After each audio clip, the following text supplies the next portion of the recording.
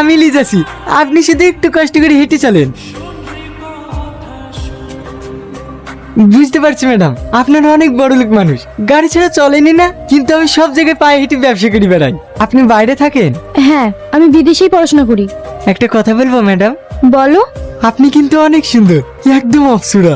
আল্লাহ তাআলা আপনাকে অনেক যত্নে বানিয়েছে। তুমি একটা পাগল। হ্যাঁ ম্যাডাম, সবাই বলে। তুমি এখানে? হ্যাঁ, এই বাড়িতে আমার মা কাজ করে। ও, তার মানে তুমি রূপালী আন্টির ছেলে? হ্যাঁ, এটা আপনাদের বাড়ি? খুব ভালো হলো ম্যাডাম, এই বাড়িতে আসলে আপনাকে দেখতে পাবো। কি, আমাকে দেখতে পাবে মানে? সত্যি কথা বলতে ম্যাডাম, আপনি খুব সুন্দর, আপনাকে দেখতে আমার অনেক ভালো লাগে। পাগল একটা। তুমি কখনো প্রেম করেছো? না না ম্যাডাম, এই প্রথম আপনাকে। কি? কিছু না ম্যাডাম। তুহিনা, হ্যাঁ, বসি।